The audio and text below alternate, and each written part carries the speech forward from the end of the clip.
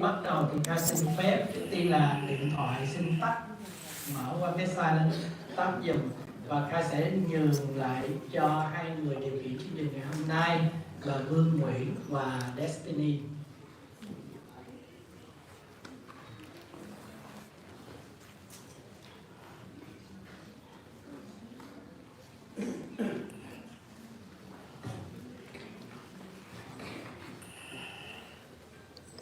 Good morning, ladies and gentlemen. My name is Vu Nguyen, and I'll be one of the MCs for today's event.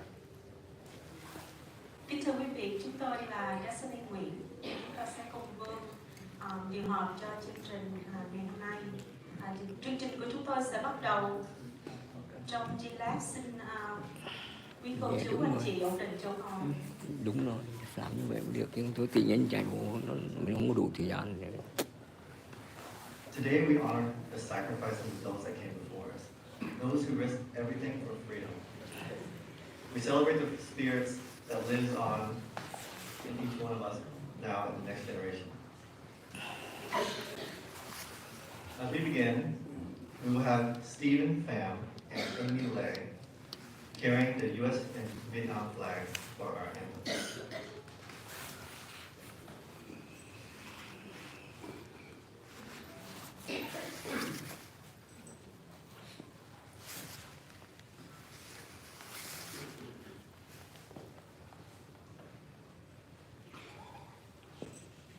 During the anthem ceremony, the U.S. national anthem will also be sung by Laura Tran, and the Republic of Vietnam anthem will be sung by all our guests.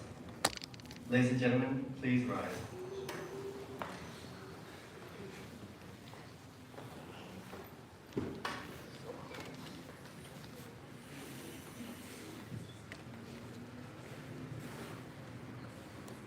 Oh, say, can you see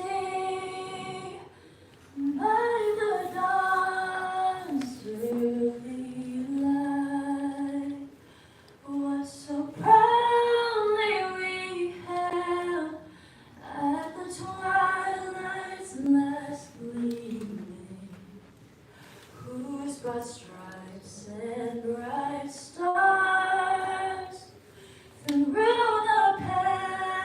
perilous fights o'er the ramparts we watched were so gallantly streamed, and the rockets regular, the bombs bursting in air, gave proof through the night that our flag was still there.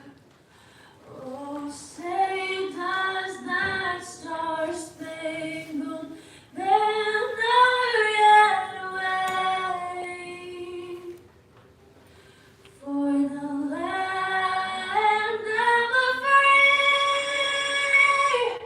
and the home of the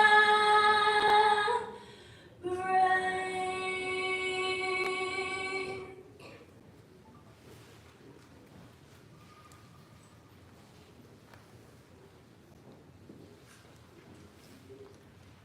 The ARVN National Anthem. Quốc ca Việt Nam Cộng Hòa.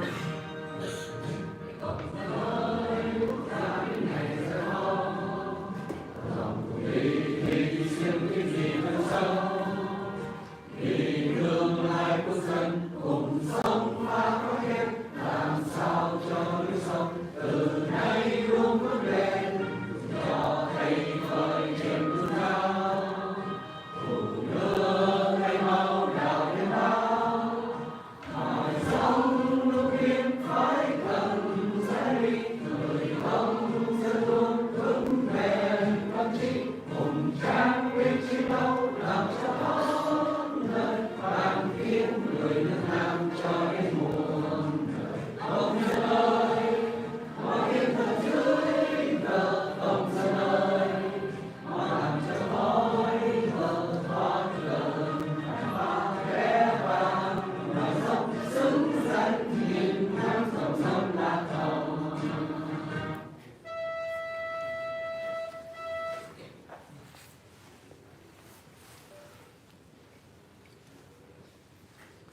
chúng tôi xin kính mời ông Hà Văn Sang và ông Đinh Hùng Cường bước lên để nghi hương.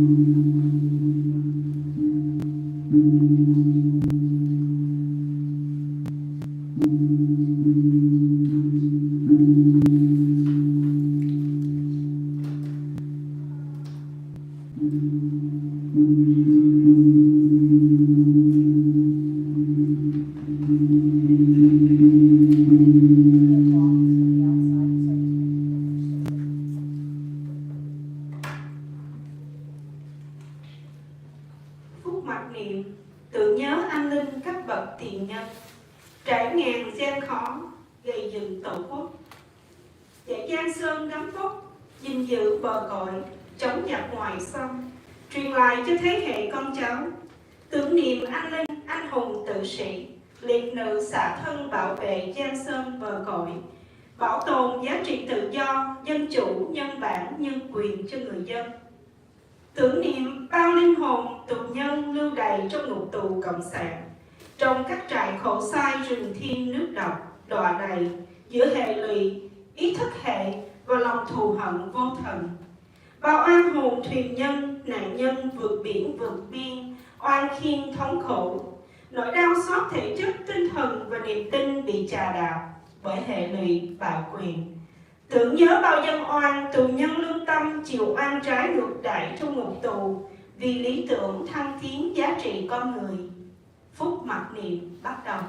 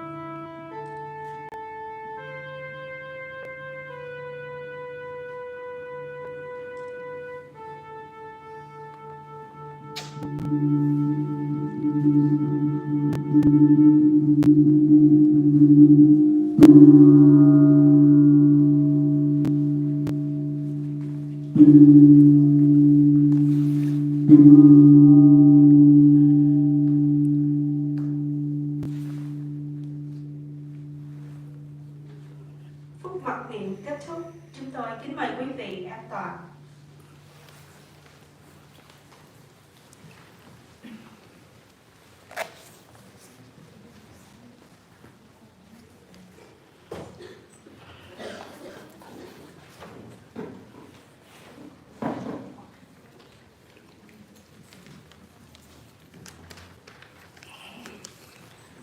Ladies and gentlemen, it is my honor to now invite Mr. Hoang Vi Ka, founder of Vietnamese American Foundation, to share a few words in the purpose and the spirit of today's event. Thank you. Cảm ơn Vương, cảm ơn Destiny.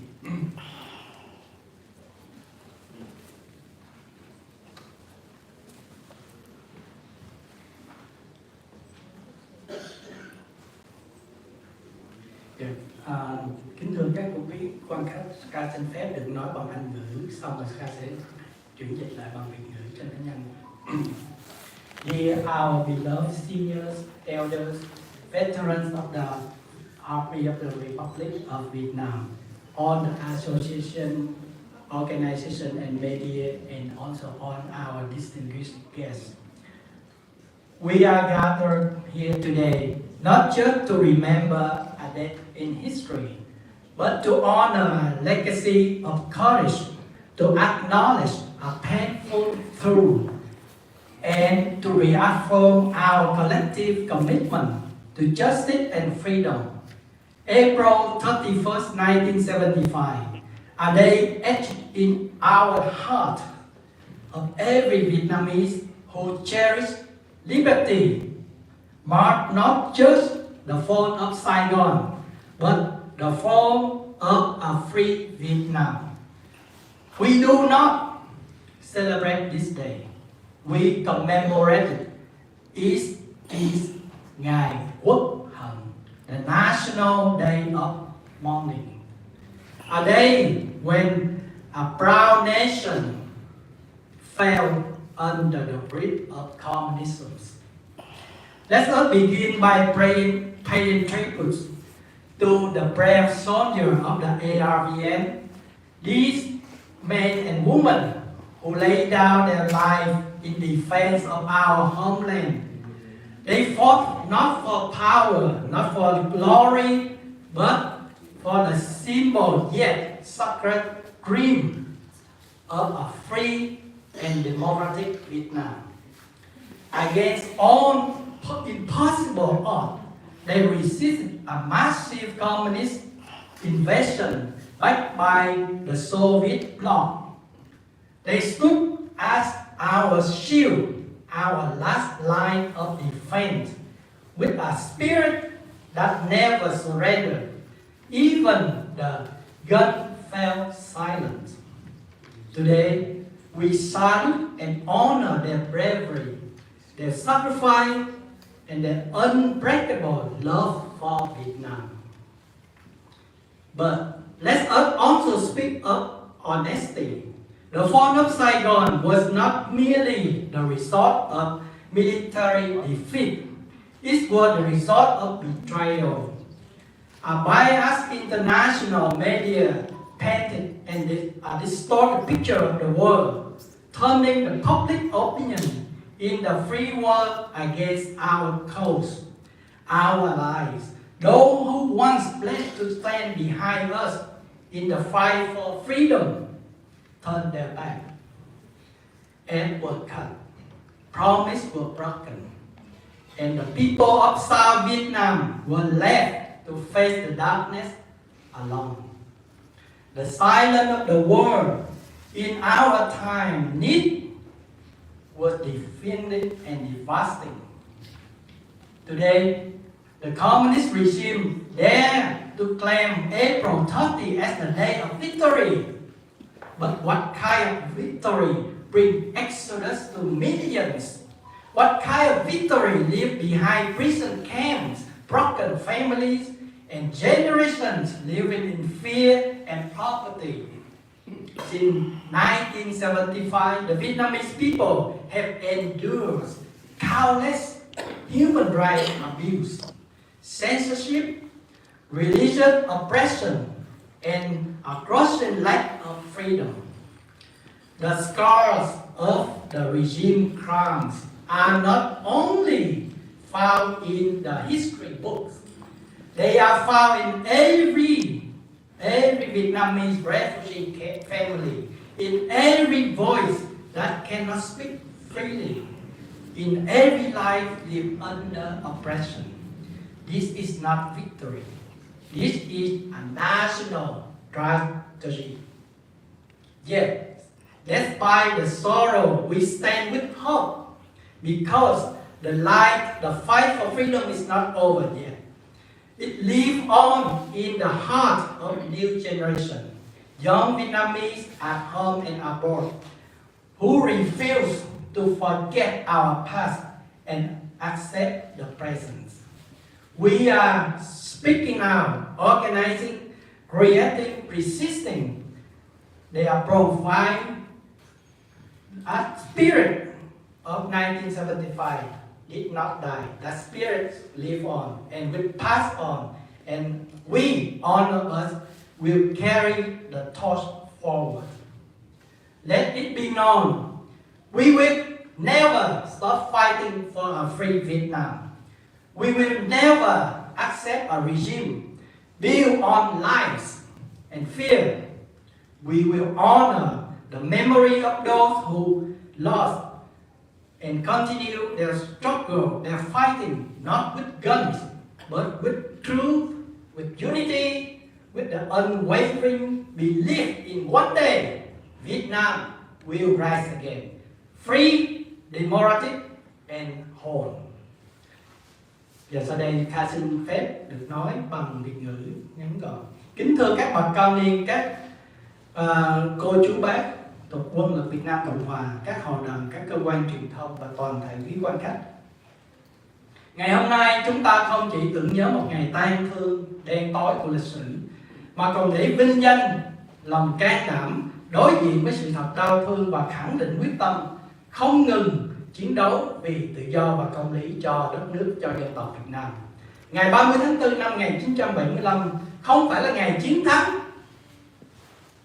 mà là ngày đất nước dân tộc Việt Nam mất tất cả giá trị thiêng liêng của một quốc gia và dân tộc. Ngày mà tự do sụp đổ, ngày mà bóng tối cộng sản bao trùm trên quê hương, chúng ta không ăn mừng ngày này, chúng ta tưởng niệm và luôn luôn gọi đó là ngày uất hận. Chúng ta nghiêng mình tưởng nhớ các chiến sĩ Quân lực Việt Nam Cộng Hòa, những người đã chiến đấu không vì danh lợi mà vì giấc mơ thiêng liêng cho một Việt Nam tự do, dân chủ. Dù thiếu thốn, dù bị bao vây, dù bị phản bội, họ vẫn không lùi bước. Họ chính là những lá chắn kiên định và cuối cùng cho miền Nam Việt Nam thân yêu trước năm 1975, đối diện với sự xâm lược của Cộng sản Bắc Việt. Tuy nhiên, họ không thua, không bị buông súng chỉ vì cái sự can đảm đó, mà phần lớn là vì chính sự phản bội, sự quay lưng của thế giới tự do từ sau năm 1973. Và họ đã chiến đấu bằng từng viên đạn, từng hơi thở. Và cuộc chiến đó đối diện với một lực lượng gấp đôi, gấp 3 lần, thì dĩ nhiên đến một ngày nó phải không đương đầu được. Và ngày đó chính là ngày 30 tháng 4 năm 1975. Nhưng ngày nay chế độ Cộng sản gọi ngày 30 tháng 4 là đại thắng. Nhưng đại thắng đó mà làm sao lại khiến hàng triệu người bỏ nước ra đi? Chúng tôi sẽ có những vị diễn giả ngày hôm nay sẽ đề cập sâu hơn, chi tiết hơn về các chủ đề đó. Và ở đây chúng tôi sẽ xin minh định một điều: suốt cuộc chiến Việt Nam và trước khi xảy ra chiến Việt Nam, hoàn toàn dù binh đao đói nghèo như thế nào, không hề có một làn sóng người Việt bỏ nước ra đi, chưa từng có. Chỉ đến khi Cộng sản chiếm hoàn toàn đất nước Việt Nam, lúc đó người Việt mới đứt ruột liều mình bỏ nước ra đi, thì chính đó không phải gọi là ngày đại thắng. Tuy nhiên trong cái nỗi đau thương đó, chúng tôi vẫn nuôi lấy niềm hy vọng, và một thế hệ mới cả trong nước và ngoài nước sẽ nối tiếp ngọn lửa đấu tranh và sẽ tiếp tục cuộc đấu tranh này cho đến ngày Việt Nam hoàn toàn được có tự do, dân chủ, không còn cộng sản. Xin một lần nữa kính cảm ơn quý vị.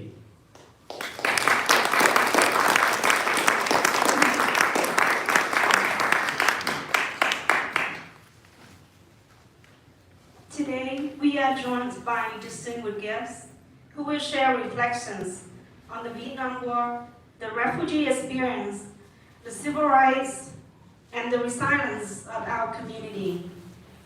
I am honored to introduce Mr. Dinh Hồng Cường. He was a major in the Republic of Vietnam Armed Force.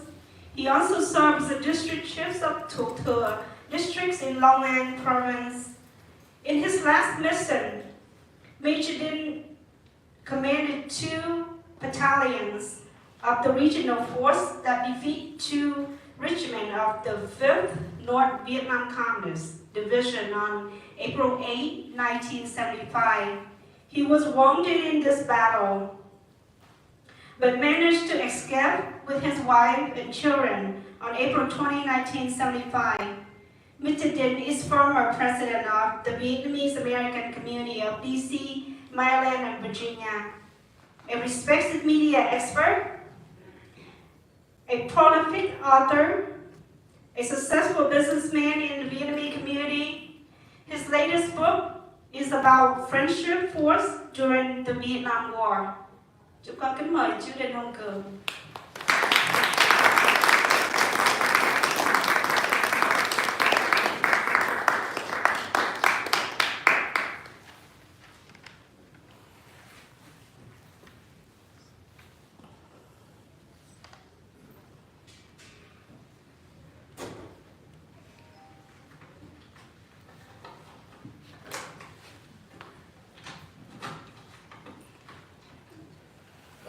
Xin kính chào quý vị và chúng tôi xin được nói bằng tiếng Anh theo yêu cầu ban tổ chức. Ladies and gentlemen, before I start my story, I thank you to Mr. Hoàng Vy Kha and all the youth group invite me alone to be here. I would also like to thank you all guests, especially friends from other countries visiting here too. Ladies and gentlemen, that is a great honor for me to stand in front of you on this special event to bring back some memory about the Vietnam War, which was 50 years ago. Even though the wars were over in Vietnam, but it still had a lot of story to tell and a lot of experience to learn from. I understand that all of us still suffer from losing our country, and we hate the communist regime. They have treated our people like a slave. The national communist war in Vietnam, in general, can be seen as the war between two forces, the good and the evil, with many subjective and objective factors as well as the circumstances of history. The evil force won 50 years of ruling Vietnam, causing disastrous consequences that are visible today. Widespread corruption, leader from the top to bottom are rich, people are poor.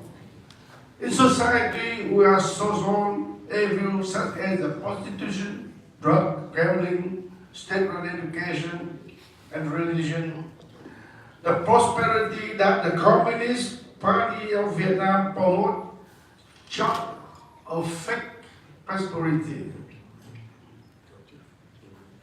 Many reasons made South Vietnam collapse and fall under the communist hand. Even our South Vietnamese force fought bravely since 1954, when the Geneva peace talk divided our country in two parts, the North and the South. Even the South Vietnamese force were fighting bravely and sacrificed a lot of casualties, but we could not win the war. Just because the American government just helped us strong enough to defend the South. And they never turned the grid line for us to counter-attack to the North. While Russia and China support the communists in the North with the full equipment and invade the South. Unfortunately, the Republic of Vietnam, when the American reached agreement on the communists and China and abandoned Vietnam in 1972, the Army had to fight alone against the communists. The communist invasion without any assistance from the United States and the Allies. The Army fought bravely to recapture ancient citadel of the Quang Tri.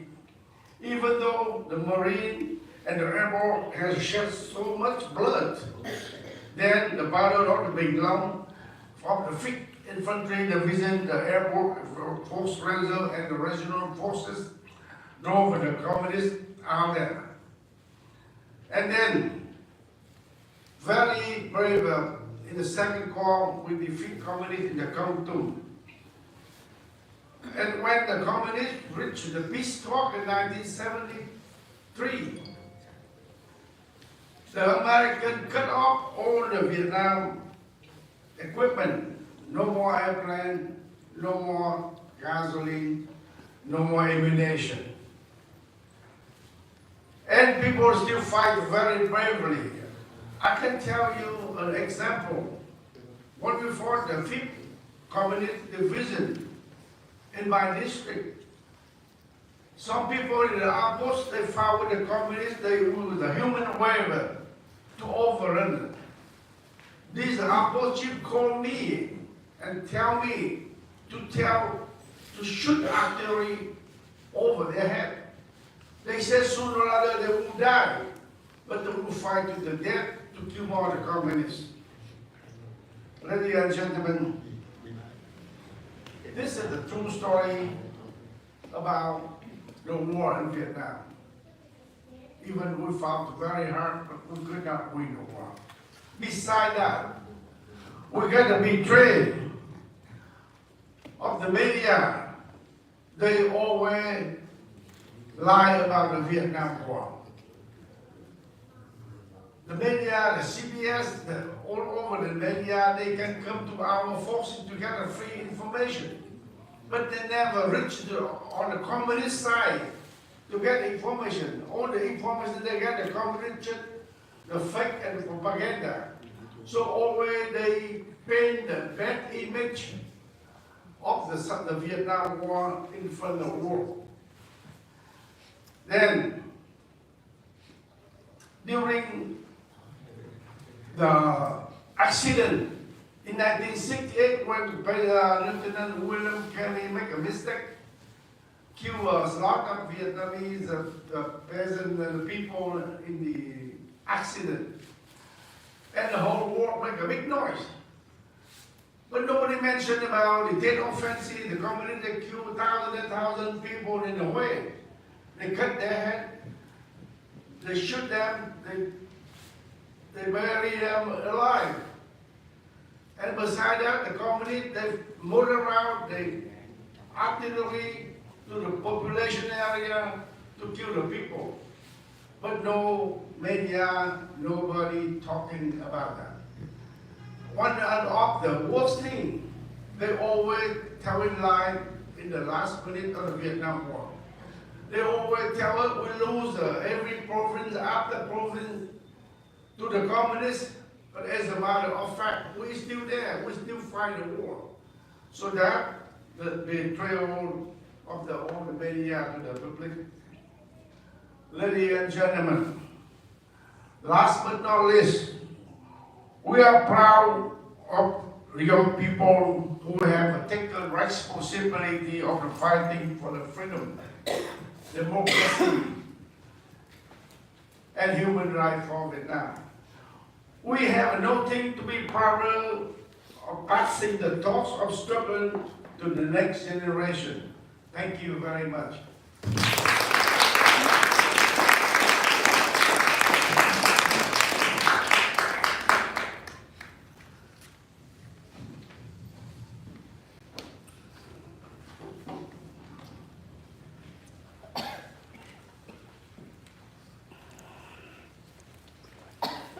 Next, we have Dr. Nguyen Dinh Thanh. Dr. Nguyen Dinh Thanh is President and CEO of Boat People SOS. Arrived in the United States in 1979 as a boat refugee from Vietnam. He earned his PhD in mechanical engineering from Virginia Tech and worked in research for over a decade before dedicating himself to advocacy full-time. After joining Boat People SOS as a volunteer in 1988, he had led a successful campaign in 1995 that resulted in the resettlement of over 18,000 former boat people. Under his leadership, Boat People SOS grew from a grassroots volunteer initiative into the largest Vietnamese American nonprofit with operations in dozens of US cities, 3 Asian countries, and a Vietnamese language media network. Dr. Thanh has also supported and mentored over 50 community organizations, securing millions in funding to strengthen their work. His national and international initiatives includes efforts to aid asylum seekers, combating human trafficking, promoting civic engagement, and support small businesses. He has been widely recognized for his leadership in human rights work, including receiving the Asian Democracy and Human Rights Award in 2011 and a National Leadership Award from LEAP in 2012. Sorry. Cảm ơn thưa. Vâng, thưa tất cả quý vị ở đây, quý vị trưởng thưa, quý vị đại diện các tổ chức và hội đoàn, chúng tôi xin phép được trình bày bằng tiếng Anh theo cái lời yêu cầu của ban tổ chức. Distinguished guests and ladies and gentlemen and friends and colleagues, I'm here today to talk about, to give a very brief overview of the history of Vietnamese refugees. Currently, there are about over 5 million Vietnamese in the diaspora, roughly. And roughly about half of them were refugees or descendants of refugees. Among those, over 2.5 million refugees, former refugees, there are about 1 million who escaped Vietnam by boat. Actually, no one knows exactly the number of people who escaped by boat. But we are defined as boat people, as a community. That's our identity. So right in the aftermath of the fall of Saigon, on April 30th, 1975, there were about 130,000 evacuees. These are the people who just escaped by boat. They headed towards the open seas and they were picked up by the Seventh Fleet of America. And then after that, there were waves upon waves upon waves of boat people. And I and my family were boat people. My wife and her family were boat people. Many of us here escaped Vietnam to freedom by boat. Those are very perilous voyages. Many of the boat people perished at sea. No one knows, no one has the exact number of how many died at sea. But there's a common agreement that there were about 200,000 to 300,000 who didn't make it to freedom. And as Will mentioned, in 1996, all the camps, refugee camps of the boat people were closed. And all those who still remained in the camps were forced back to Vietnam. But luckily, thanks to Congressman Christopher Smith, I saw him taking picture with some of you yesterday, right? And he introduced a bill saying that no American tax dollars to finance forced repatriation of Vietnamese boat people. All the countries in the region, even the United Nations High Commissioner for Refugees, counted on American tax dollars to carry out forced repatriation. Now they're starved of the financing part of it. So they couldn't do anything. So they had to come to a compromise to allow American INS at this time, the INS now USCIS, adjudicated to go to Vietnam and re-interview all those who have been repatriated and bring them to the US. And 20,000 almost made it back to freedom in the US. So that's about in 2000. So at the time I thought, oh geez, the boat people era is now closed. We have accomplished our mission, so we could rest. But no. The next year, hundreds of Montagnard Christians escaped to Cambodia and Thailand again. Why? Because in 2001, there was peaceful demonstration by tens of thousands of Montagnard Christians, just praying the government to leave them alone, to let them be free with their own belief, religious belief, and to stop expropriating the land, the ancestral land. They were crushed. Hundreds were killed. So they escaped. Hundreds were sent to prison. Some were sentenced to 21 years in prison. And then 2004, another wave of demonstration in the Southern Highlands, and 2008. So more and more Montagnard escaped to Cambodia and Thailand. But then there was a turning point, 2007. A new group of asylum seekers fleeing to Thailand. These are dissidents. Why 2007?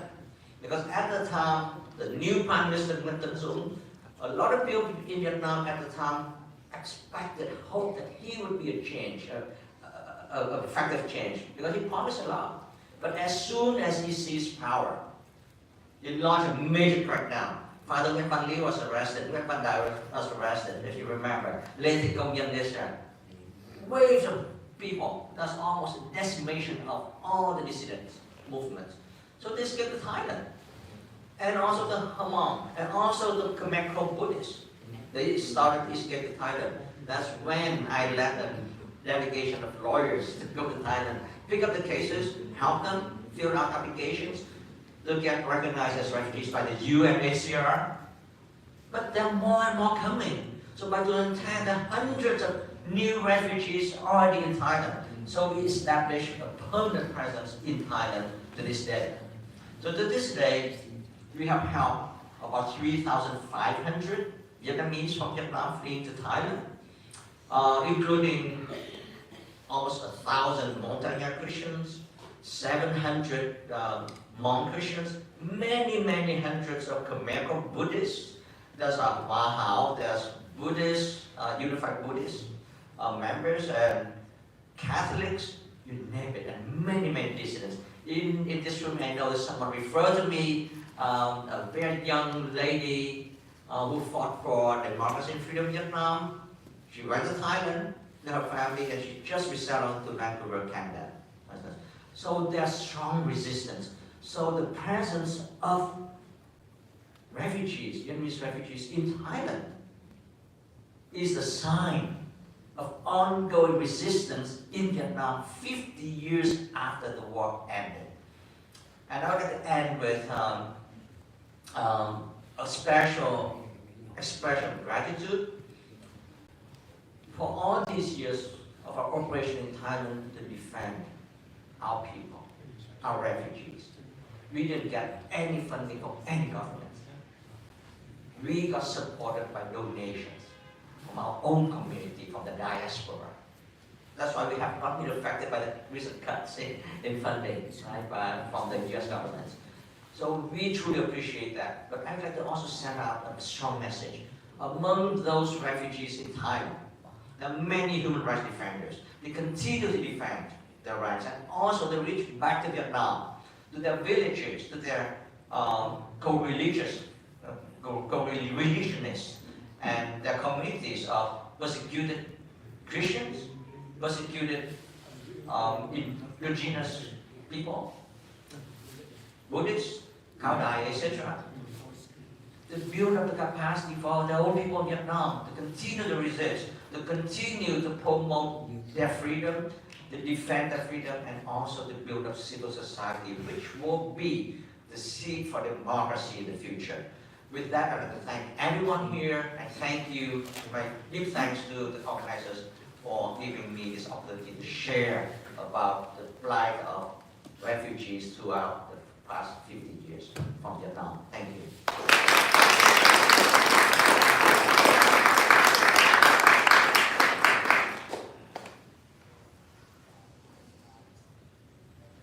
Our next guest is going to be Dr. Wokhun Trần. Dr. Tran serves as coordinator of Alliance of Vietnam's Democracy. He's a member of Steering Committee for Global Democracy Coalition and acts as a spokesperson for the Unified Buddhist Church of Vietnam. He was a recipient of American Medical Association's Leadership Award and a faculty member of University of Texas South and Western Medical Center.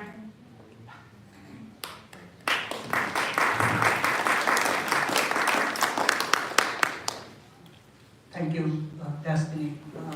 Kính thưa các bậc trưởng thường, chúng tôi cũng xin phép được nói chuyện bằng tiếng Anh.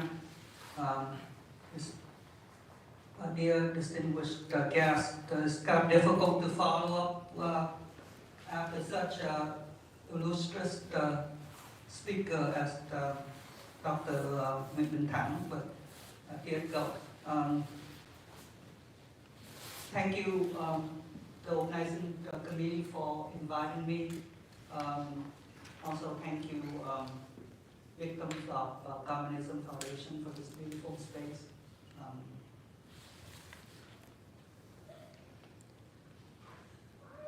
I was asked to speak about the difference between victory and Quốc hận. For a lot of us here today, we're here not to celebrate a victory, we're here to commemorate a tragedy. April 30th, 1975, the communist regime in Hanoi calls it the Great Spring Victory. Ngày Đại thắng mùa xuân. But as to us, to many of us in this room, and to millions who lived through its aftermath, we know. It was not a day of liberation. It was a day of loss, a day of sorrow, a day, as we remember, the day of national mourning. Because what happened on that day was not a peaceful reunification of divided country. It is a violent conquest of a free South Vietnam by the communist North. And while the guns fell silent, the suffering had only just begun. Let us ask the hard questions, as Kha has already asked. If this was truly a victory for the Vietnamese people, why did millions risk their lives to flee? Why did parents put their children on makeshift rafts and push them out to the ocean with only hope and desperation? And why did so many die in the darkness of labor camps with no trial, no appeal, and no justice? More than 1 million, maybe 2 million Vietnamese fled by boat. I think Dr. Thản gave a conservative number, but at other places we've seen that more than 500,000, 600,000 may have died and may have and did not reach the other side of the shore of freedom. Just imagine that for a second. 600,000 people or 500,000 people. That's a lot of people. That's our people. And over 165,000 people believe they have died in communist prisons simply because they wore a different uniform. They believe in a different system that no longer existed, and or refused to be, quote, re-educated, unquote, into silence. So that's not a mark of a liberated people. That's the mark of oppression. And history will remember it as such. Before 1975, South Vietnam, got far from perfect. It was a society striving toward freedom. We had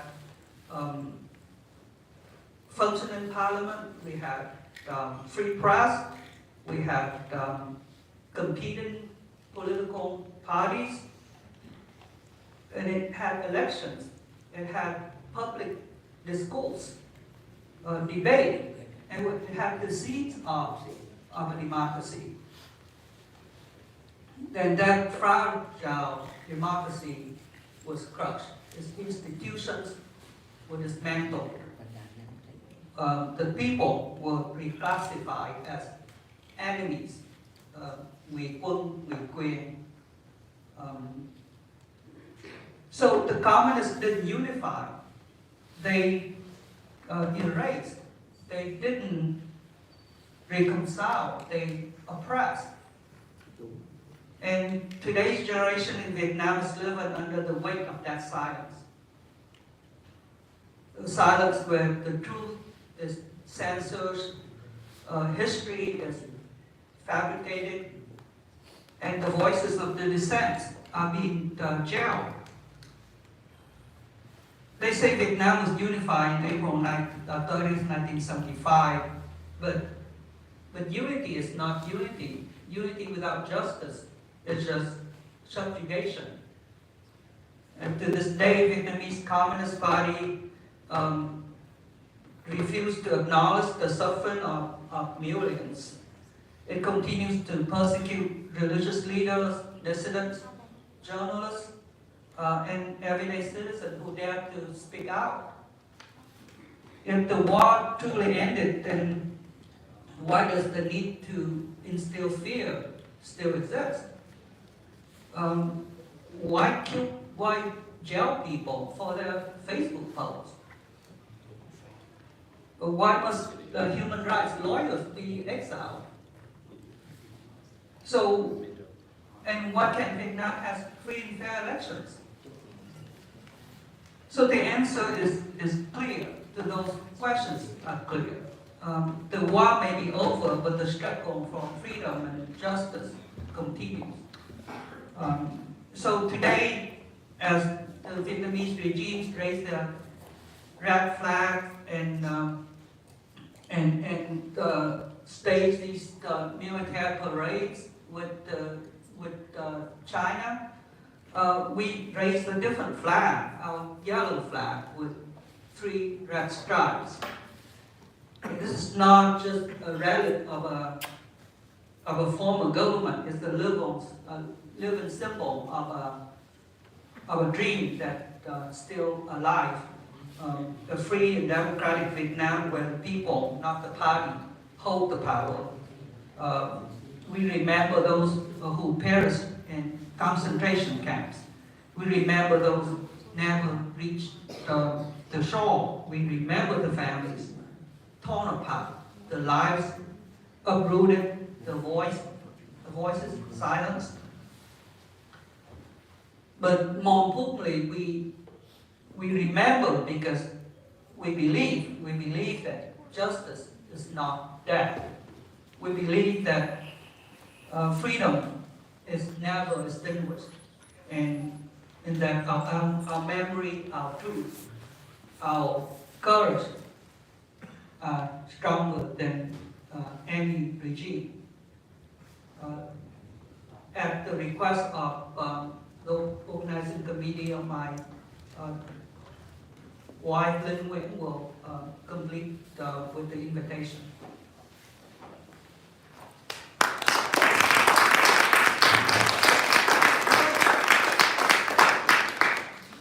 Quốc hận is not just about mourning the past. It is about honoring the truth. It's about refusing to forget.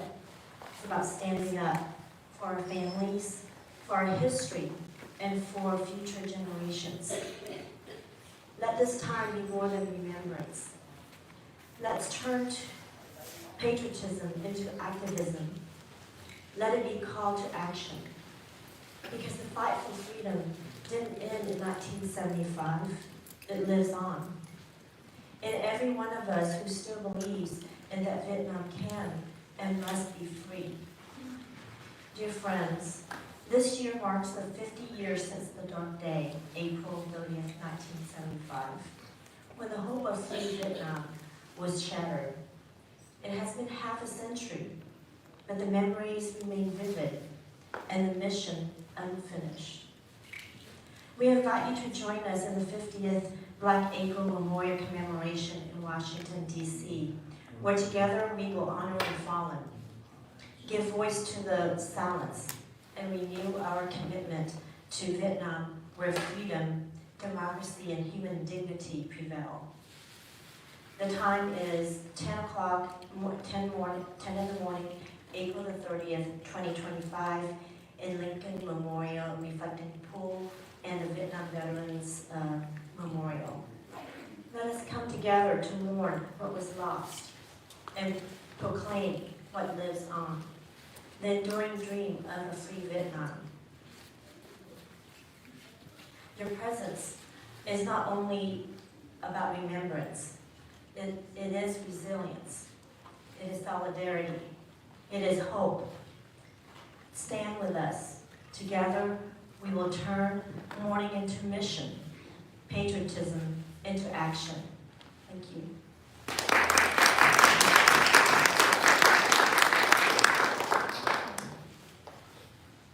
Dr. Decker. Next, we have Dr. Tom Hung. He is the chairman and board of directors of the Vietnam Human Rights Day, May 11th. President of the board of executive of Vietnamese American Community in Pennsylvania.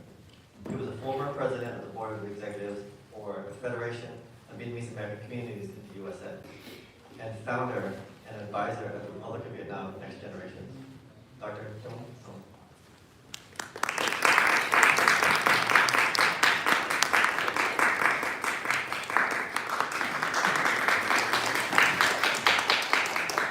Thank you.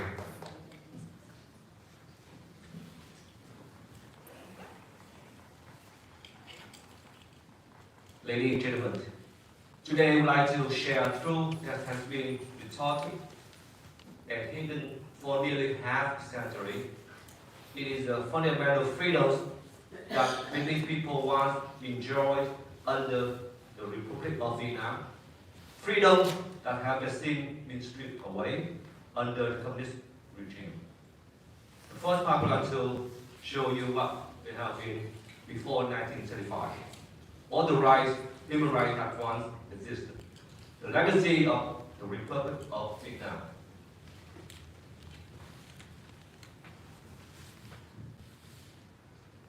Before 1975, the South Vietnamese people lived in a system that upheld fundamental civil and political freedoms that was abstract ideas, but were actively practiced.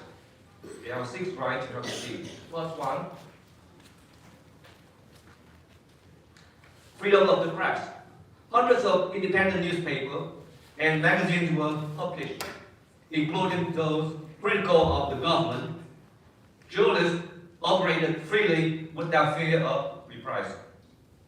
Number 2, competitive elections. Multiple political parties compete in regular elections. Citizens have real choice and could replace their leaders. Number 3, freedom of religion. Dr. Tang and Dr. Chen mentioned about that before. Religious groups, including Buddhists, Catholics, Cao Dai, and Hoa Hao, were free to practice their faith and operate without state interference. Number 4, right to peaceful protest.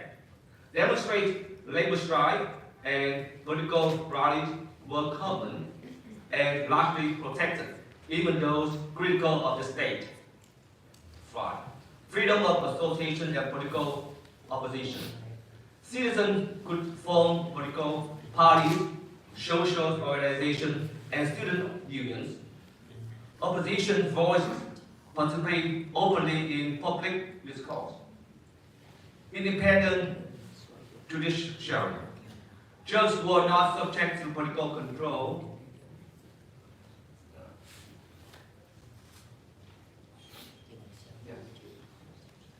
Independent. Judges were not subject to political controls. Courts could rule against government actions and protect citizenship. This freedom made South Vietnam as a beacon of pluralism and democracy in Southeast Asia at the time. Now, after 1935, what has been lost? Life under communist rule today. Since the fall of Saigon in 1935, and the imposition of the communist regime, these rights have been severely dismantled. The same thing. No independent press. All media are state-controlled. Independent journalists and bloggers are jailed under vague laws like Article 117 for anti-state propaganda. Number 2, no free or competitive elections. Only Communist parties approved candidates may run. There's no real political competition. Number 3, no genuine religious freedom. Before we have practice freely, but now religious organizations must register with the state independent sector, like the Unified Buddhist Church of Vietnam. Dr. Chan talked about this before. Or independent Hoa Thịnh are banned and persecuted. Number 4, criminalization of dissent. Peaceful critics are labeled enemies of the state. Activists, lawyers, and social media use are jailed for unpleasant opinions. Number 5, ban on independent unions and parties. Labor rights are tightly controlled. There are no independent trade unions, and political pluralism and outlaw. Number 6, suppression of digital speech.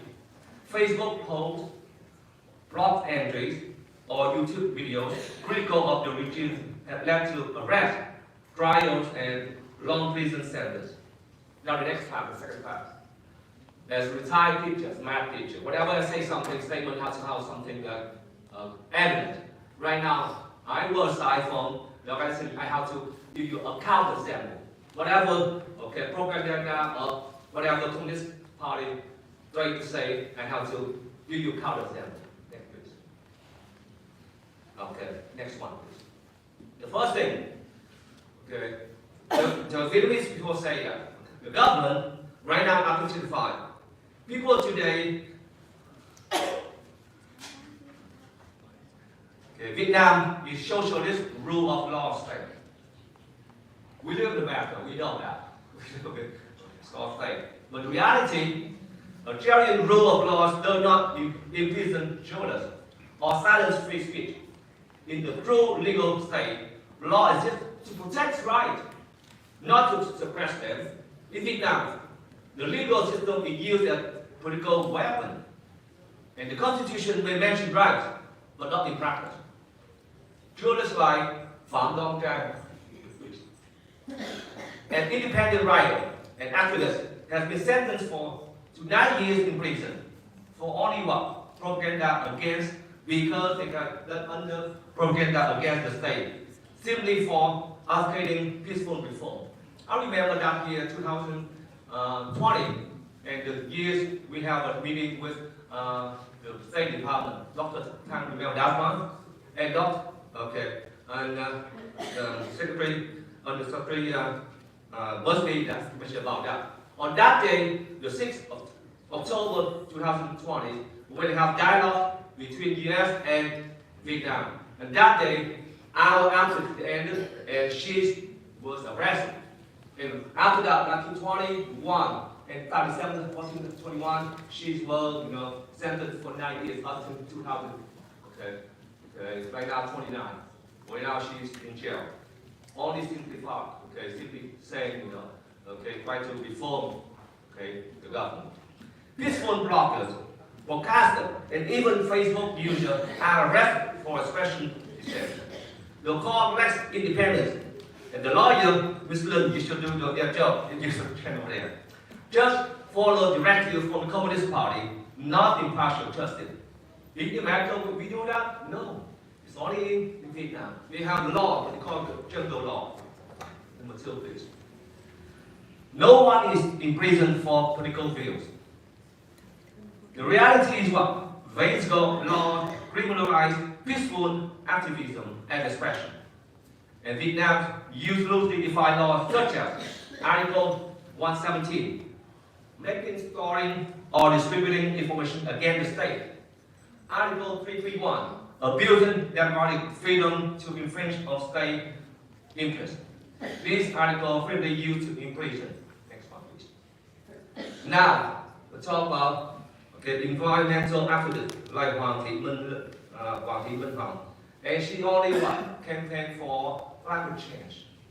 If in America we say, okay, Mr. President, we have changed the climate. We don't talk about, are we going to get be in jail?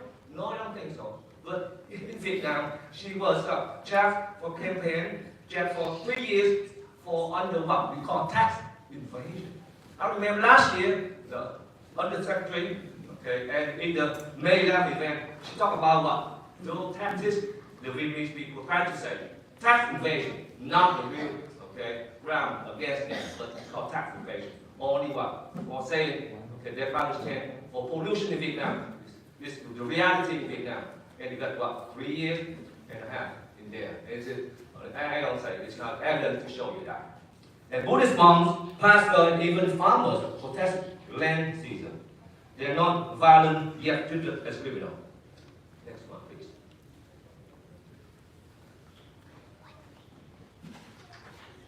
And freedom is a justice for Vietnam unique context. In reality, human rights are universal and not negotiable. This argument is often used by authoritarian regimes to justify, but the Universal Declaration of Human Rights, which Vietnam has signed, affirms freedom of free speech, religious assembly, and political participation are universal, not conditional on country context. Cultural and history uniqueness cannot justify season or banning opposition parties. I remember last year, I remember this year, 2025, I remember, everyone remember lawyer Đặng Đình Mạnh, that's why, and next week. And because his job is right to protect those business of conscience. And now she is in America.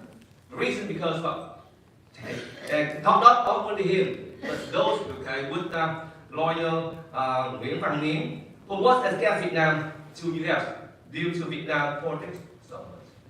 If the lawyer human rights, if they're here, who protect them in Vietnam? Because what? Even though they're lawyers, they're still afraid of being in jail. And I don't know whether they are not, but we make sure that in this room, I remember a couple of months ago, he's here, and we invite him to talk about that. If Vietnam can trade globally, it must also abide the global human rights norms. Next one, please. Lastly, people today live happier, more progressive live. But in reality, material progress cannot replace basic freedom. It's true Vietnam has seen economic growth, but prosperity without freedom brings fear, not happiness. People can buy smartphone, iPhone 16, 17, but are arrested for what they post online, please. For example, here's the one, Bùi Tuấn Long, a noodle vendor in Vietnam who apparently one of the country's most powerful minister, talked about, Do Long, has been jailed for 5.5 years for anti-state propaganda. Anyone know that case? Only what? He's trying to mimic whatever the chief doing this, but not mention any name. And he's put what? How many years? And this one, 5.5 years. Only what? Saying, not mention any name, but only do the action like that. The chief, only. But 5.5 years. Imagine that you say that you criticize the government in Vietnam. How many years you can do? Like Phạm Đông Trang, 9 years. And Trần Quang Kỳ Phước, 15 years. And we have a lot. We have the combined a lot of, about right now, on fire, you have what? More than 2 people doing that. Happiness must include the right to speak, worship, assemble, and challenge injustice and without fear. Now is my counter example. Thank you very much.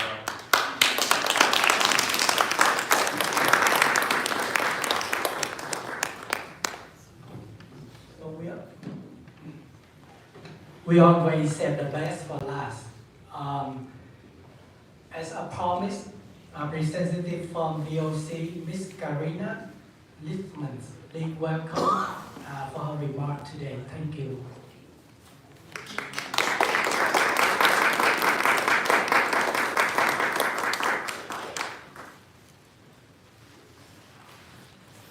Good morning. Thank you so much for being here today. My name is Karina Lipsman, and I am the Government Relations Director here at the Victims of Communism Memorial Foundation. We are so honored and delighted to have you all here today. It's wonderful to see the next generation participate in such an important mission. It's wonderful to see you, so many brave men and women, fighting for a cause, both in your home country and here stateside. And I really do hope this is just an opportunity for all of us to come together, regardless of where you're from, regardless of where you fought. My family and I came from Soviet Ukraine, and what's going on right now with Ukraine is extremely sad, but we understand what the Vietnamese people have gone through, and we stand with you today. So we're at a crossroads of time, where the wisdom of the past must be carried forward to illuminate the path ahead of our children. History has taught us many lessons, some triumphant, some tragic, but perhaps none so vital, so dire in consequence as the lesson under the shadow of communism. Communism, in theory, promised equality. In practice, it delivered oppression. It dismantled economies, erased cultural heritage, and extinguished millions of lives. The 20th century bears the scars of regimes that preached utopia, but practiced tyranny. Stalin's Soviet Union, Mao's China, Pol Pot's Cambodia. Wherever communism was implemented in its purest form, it brought starvation, surveillance, censorship, and soul-crushing fear. It is not just a failed economic system. It is a threat to the very core of human freedom and dignity. Yet in our modern world, many young people look upon communism with curiosity or even admiration. Why? Because the horrors are distant, the history is buried, and the propaganda is seductive. It speaks to their noble desires for justice, fairness, and care for the vulnerable. These ideals are worthy, but communism is not the path to achieve them. This is where we, the older generation, come in. We have lived through more, we have seen more, and we must say more. So how do we help that younger generation understand? And part of it is exactly what you're doing here today, is telling the stories. If you fled communism, speak your flight. If your family suffered, share their suffering. If you lived through its collapse, tell them what it felt like to breathe fresh, free air again. It is not a time of silence. It is a time for testimony. Personal narratives resonate more than textbooks ever could. For those who didn't experience it firsthand, read history with your children and your grandchildren. Read Solzhenitsyn or Orwell's 1984. Discuss them. Reflect upon them. The past must not be forgotten, and memory must not be outsourced to the screen. Schools and communities must also play their part. Encourage civic education grounded in facts, not ideology. Organize intergenerational forums where elders can speak directly to the youth. Invite survivors of totalitarian regimes to share their stories in the classroom, churches, and community centers. And it not cost a cent. A grandparent can talk to a grandchild over tea. A working class father can share his concerns with his teenager at the dinner table. A retired teacher can volunteer a few hours a week at the local school. A small business owner can host a community discussion. Everyone has a role. For those with more resources, support organizations that promote freedom, history education, and civic responsibility. Fund scholarship, libraries, or even local museums that are dedicated to preserving the truth of the past. And perhaps most importantly, listen. Listen to the youth. Understand why they are drawn to these ideas. Then engage with them, and not in anger, but with patience and with reason. Show them that freedom is not the enemy of compassion. It is the foundation of it. Let us be the bridge between memory and hope. Let us pass down not just warnings, but wisdom. Because if we do not teach them, someone else will. And that someone may not always have their best interest at heart. So as we continue to fight this deadly ideology, and it is imperative that we educate the next generation of freedom fighters, let us all come together and share our stories and ensure that we're including the next generation in everything that we're doing. Thank you so much again.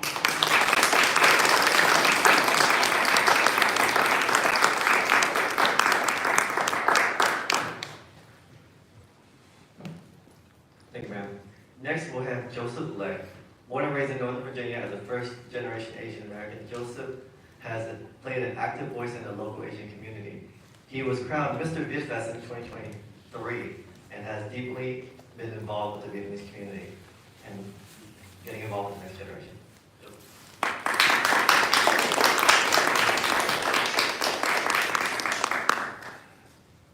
Thank you, Glenn. When I was given this opportunity to speak about my thoughts on the Vietnam War, I was a bit overwhelmed. To speak about something that was so catastrophic to the Vietnamese people, I didn't know where to start, especially because I didn't experience it personally. War, to me, is a terrible thing. A lot of people have to kill each other to solve an issue. It never made sense, and neither does this war. I try to understand by listening to those who experienced the war, and it saddens me to hear about what they had to have gone through. My grandpa being in prison for 13 years in a small box, starving himself, witnessing others be killed, seeing his own people turn against each other. My mother having to travel endless miles on my great-grandfather's back through waters that rose up to his chest just to provide some meals for my grandfather. Quote-unquote, boat people, fleeing from Vietnam, having to travel through unimaginable conditions. My grandmother and her family were part of those people. I've heard so many gut-wrenching stories full of pain that still affects the Vietnamese people to this day. In the end, I still wonder why this war had to have happened. Power? Ideology? Greed? What I noticed in my family is that we tend to not trust easily, for obvious reasons. But it caused us to not be able to trust some of the littlest things. Being taught that the world is a dangerous place, always keeping our heads on a swivel, not to trust anyone so easily. The fear of being stabbed in the back is strong in the Vietnamese community. At the same time, I feel as if this made the Vietnamese community stronger together. Many Vietnamese people finding new homes in different parts of the world. Over 750,000 went to the U.S. from 1975 to 2002. You can feel how unified we are here. There's this universal sense of family when Vietnamese people see each other, passively knowing what they had to have gone through to get here. Like when my mother calls other Vietnamese people Jay or An, having genuine appreciation for each other's presence. The world needs more peace. My heart goes out to all those who were and are still affected by this war. I often hear from people after attending these events, you have to do something for the next generation. We are still fighting for peace. After much pondering on what can really be done to bring peace to our people, I'm still not 100% sure. It's a very complicated situation, but I believe that unity is the main focus. Continue to love one another with grace. Be there for your people and community. Find ways to give back. Simply taking the time to listen to your family and their experiences goes a long way. It will mean a lot to them, and trust me, it will help you too. You begin to understand more and become more grateful. I hope that the past generation can rest easy knowing that the spirit is still high and that the mission for peace is never ending until obtained. May God bless us all. Thank you.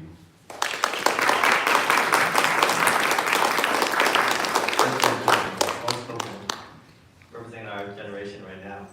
Next will be Alex Rod, a Centralville High School student. He's a Korean American who is involved with the Make Us Visible Virginia chapter, who is pushing for API history within the Virginia state government. Alex.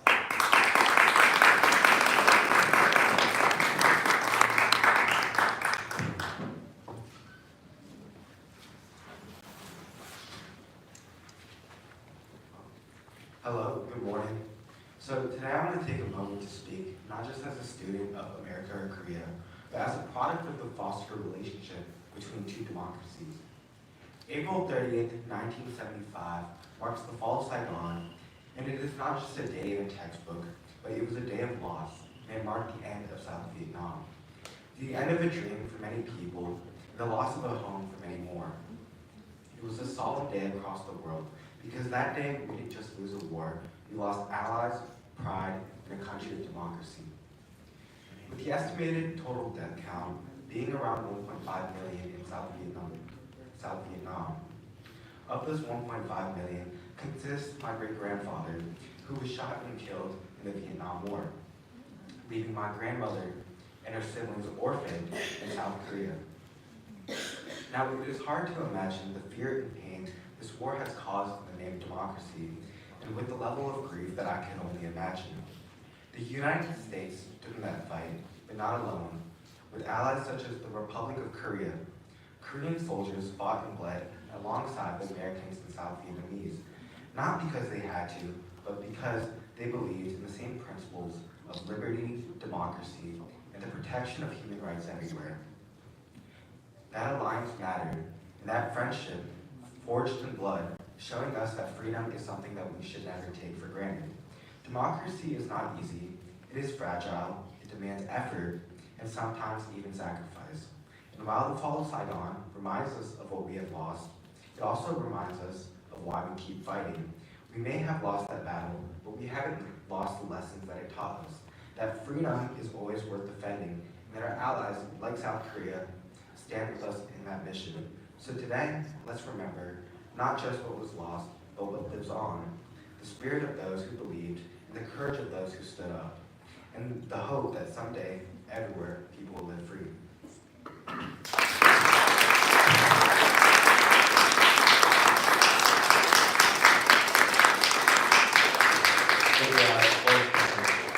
Next, we'll welcome Nguyen Ninh Esquire, President of the Vietnamese Americans Celebrating Freedom, and I'd like to take the mic.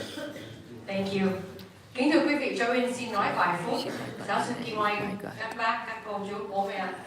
My speech is not for you. I've listened to you talk about Vietnam War for 50 years. This is not about you. This is about our young people. Thank you for making us visible, for coming and showing up. Thank you for everybody who's not a boomer or a Gen Xer in this room, because you know what? You have to carry on this message. This is our history, not just Vietnamese history, American history, world history. These people are gone. Most of this first couple rows, they may not be here in the next 50 years. I mean, I'm just going to say, probably not. I may not be around in 50 years, but you will. It's going to be your voices. It's going to be your stories. It's going to be your sharing of this history, this heritage, and this culture together. Do not let other people, the communist regime, marketing people, advertisers, don't let them tell you what to think, what to believe. You have all these First Amendment rights to think, to read, to speak, to protest, to worship as you please, to assembly peacefully. Use those First Amendment constitutional rights to think for yourselves. Ask, is this the truth? If it's not the truth, go find the truth. Don't be foolish and don't be a sucker. That's what my generation said. So I thank you all for sharing in this history, our combined history, American history, world history, the tragedy of the fall of Saigon. And I deeply thank all these young people who gave up their Saturday mornings to come here, because I've been listening to these older generations talk for 1,000,000 years, and it's time to pass that torch. It's time for new techniques, new tactics, new thinking, new leadership. That is you all. Alex, that was brilliant. Joseph, my hat's off to you. We need to continue this thread. You don't have to tell the same stories because that's not your story. Tell your family's story. Talk to your elders, talk to your families. Let's bring this together, because you know what? Your story going forward is more important than anything, because it's yours. So thank you, and I'm going to give back the balance of my time. Thank you.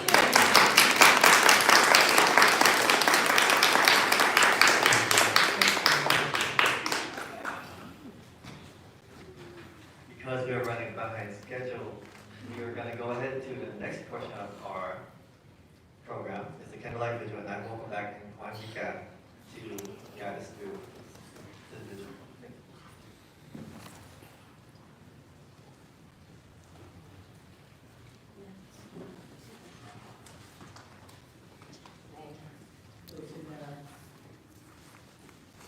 Tôi xin phép được mời quý vị trong ban tổ chức chuẩn bị cho cái phần thắp nến ở trên này. Mời Destiny xin mở đầu tổ chức qua phần này. Only those who dare to sacrifice the most sacred gift of all, their own lives, in the name of freedom, can truly comprehend its worth. Those who give their lives for the people, for the nation, live on forever. They did not seek for glory. They did not ask for anything in return. They simply answered the call of their homeland with courage, with love, with their very lives.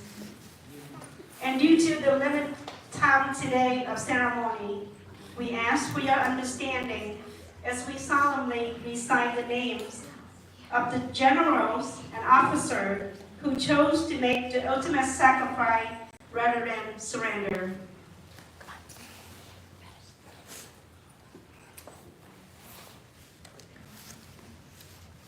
Lieutenant General Nguyễn Khoa Nam,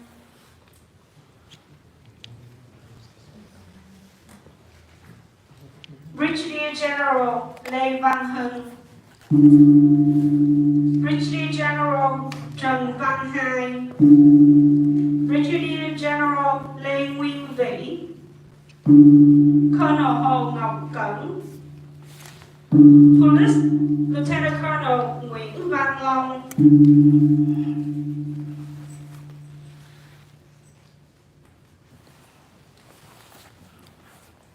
we also extend our heartfelt reverence to all the fallen heroes of the Republic of Vietnam Armed Force who give their lives in defense of noble ideal of freedom. They live on in every heartbeat of our motherland, in every breath of freedom that we take. The sacrifice is eternal. Their spirit is forever with us today. We do not mourn their death. We honor their life. We carry their dreams, their hopes, their unfinished words, and we vow to live the way that make their sacrifice worldwide.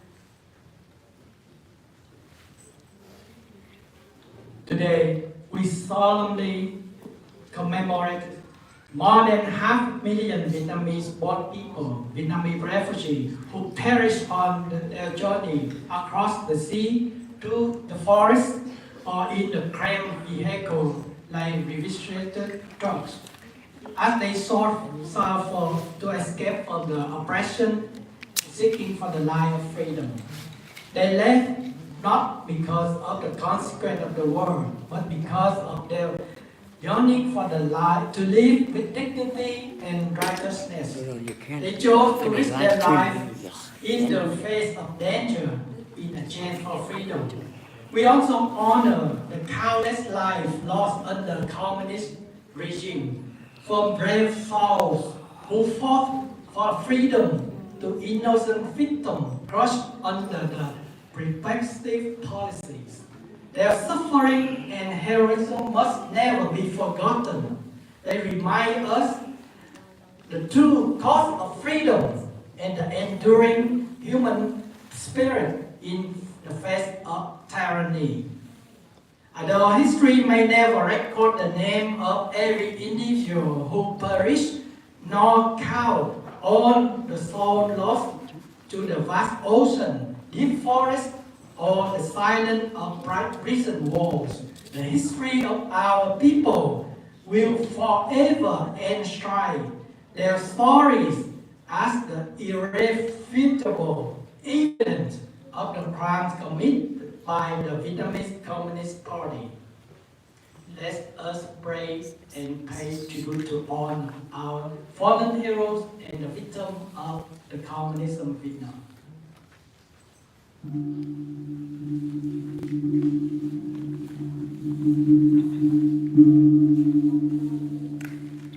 May Win will be playing the violin as we commemorate. May Win Tan La Sing. Hãy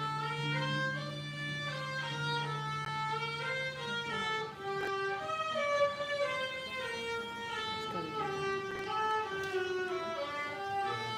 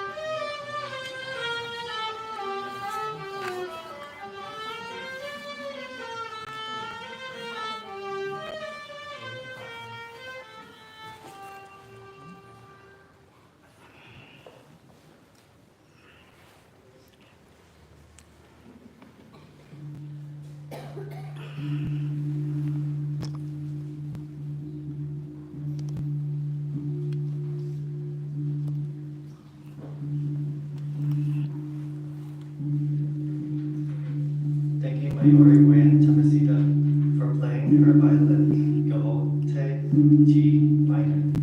She honors her past and her lineage of those that made the sacrifice and so go free.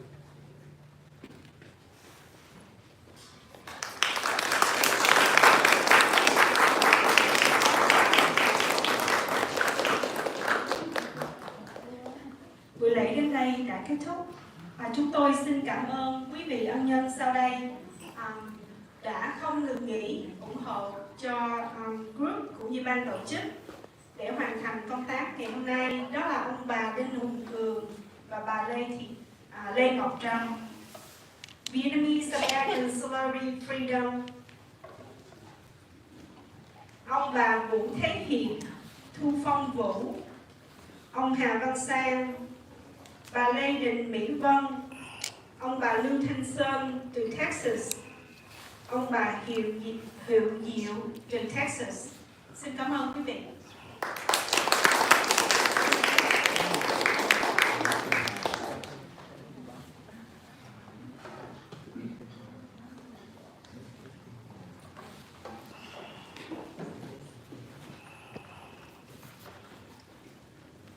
This concludes the formal part of our ceremony. We invite you to stay for refreshments, enjoy the exhibits, and participate in our current events activities. After this ceremony, there will be a children's book reading activity in the conference room, led by Han Bui. Thank you for being part of today's commemoration and honoring the past and those in the future with us. I would like to say thank you in Vietnamese first. Chúng con xin chân thành cảm ơn sự hiện diện của quý trưởng thượng và các hội đoàn, các quý anh chị đã luôn hỗ trợ cho chúng con. Và bây giờ chúng con xin phép được mời 7 người lên đây để rước 7 cái hình anh linh của những người tử sĩ đưa trở về bên phòng triển lãm. Phòng triển lãm sẽ kéo dài cho tới tháng 6.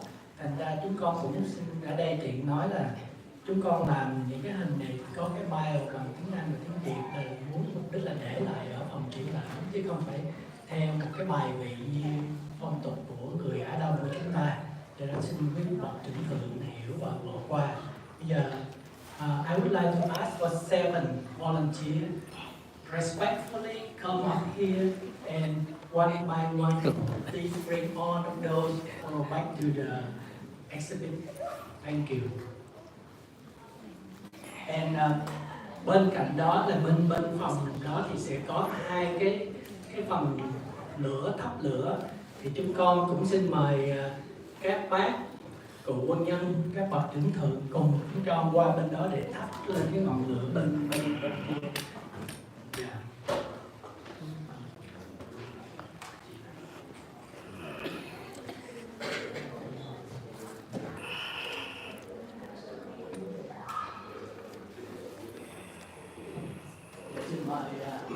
Xin mời bác Bắc Cường với mấy cái bậc chúng ta qua phòng bên cạnh để có cái